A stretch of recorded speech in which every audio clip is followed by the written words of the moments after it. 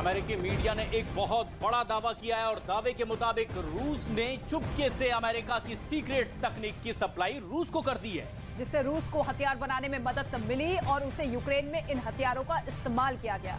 मतलब रूस के हथियार में अमेरिका की चिप काम कर रही है। ऐसे ही कई अमेरिकी कंपनियां हैं जिनके बारे में दावा किया गया है कि इन कंपनियों से युद्ध शुरू होने के बाद भी रूस तक सेमीकंडक्टर पहुंचते रहे और रूस के हथियार में इस्तेमाल होते रहे।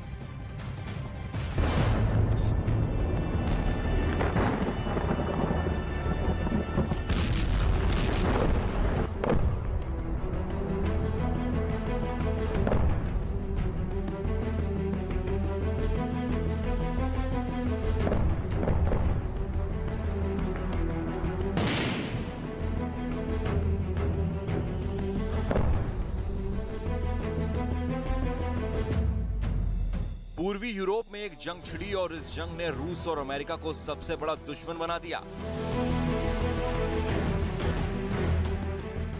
जंग से पहले पुतिन और बाइडेन जिनेवा में मिले थे। बर्फीले स्विट्जरलैंड की हवा में लगा कि थोड़ी गर्मी आई, लेकिन दोनों देशों के रिश्तों के बीच जमी बर्फ उसके बाद कभी नहीं पिघली।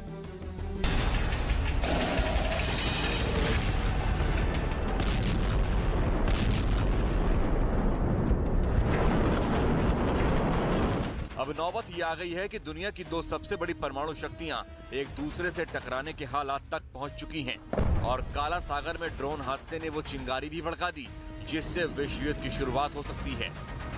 इस बीच में एक और खबर ने सनसनी फैला दी है। खबर ये है कि रूस के हथियार में अमेरिका का चिप लगा है। रूस की किंजल में अमेरिकी चिप।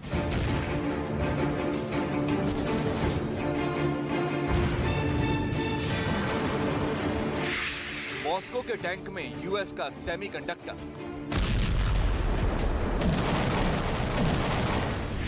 पुतिन की सैटेलाइट में बाइडेन की तकनीक। क्रेमलिन का फाइटर, व्हाइट हाउस का गार्ड।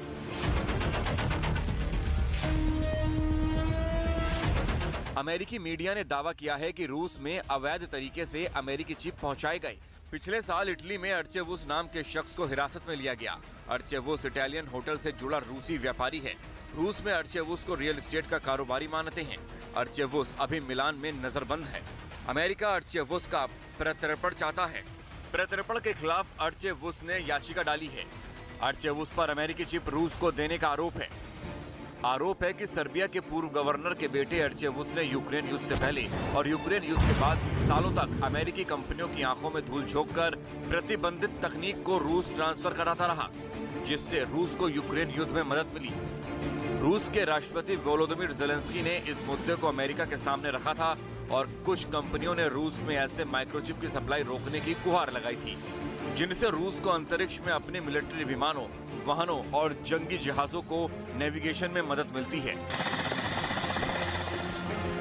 अमेरिकी मीडिया के मुताबिक रूस को अभी अमेरिकी चिप की सप्लाई मिल रही है। रूस ने इसके लिए अलग नेटवर्क बनाया है, जबकि British think tank royal United services institute के हवाले से अमेरिकी मीडिया ने कुछ कंपनियों के नाम भी जाहिर किए हैं। Analog Devices Inc, Texas Instrument Inc, Microchip Technology ink.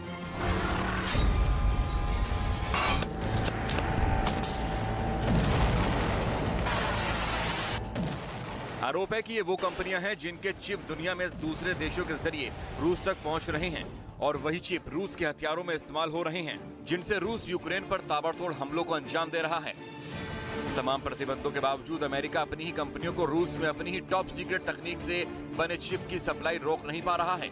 अभी तक अमेरिका उस आरोप को हासिल नहीं कर सका है जो नेटो देश इटली के कब्जे में है और जिस पर आरोप है कि उसने सालों तक रूस को अमेरिकी चिप सप्लाई की, जिससे मॉस्को ने कीव पर हमले के लिए हथियार तैयार किए।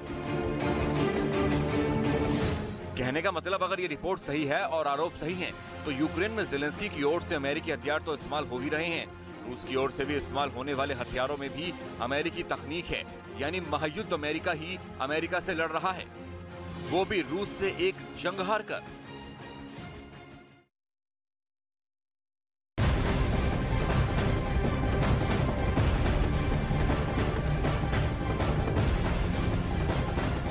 पिछले साल साल मई महीने में यूक्रेनी फौज ने रूसी हथियारों का मलबा बरामद किया था और उसके बाद यूक्रेनी खुफिया एजेंसी के एक्सपर्ट्स ने दावा किया था कि रूस के हथियारों में अमेरिकी चिप लगे हुए हैं।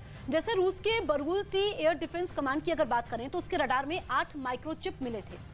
ऐसे ही पार्सेल एयर डिफेंस सिस्टम में भी आज भी युद्ध में यूक्रेन के ड्रोन को अपना शिकार बना रहा है, उसमें 5 अमेरिकी माइक्रोचिप मिले। इसके साथ ही रूस के सबसे घातक हेलीकॉप्टर और महायुद्ध के सबसे बड़ा शिकारी KA-52 एलिगेटर हेलीकॉप्टर में अमेरिका के 22 माइक्रोचिप मिले। वहीं जिस KH-101 क्रूज मिसाइल से रूस ने यूक्रेन में शोले बरसाए, उसमें 35 अमेरिकी माइक्रोचिप मिले हैं। हालांकि दावा ये किया जा रहा है कि ये सारे हथियार युद्ध काफी पहले ही बन चुके थे शुरू होने के और ये चिप वैध रूप से रूस में पहुंचाए गए हैं।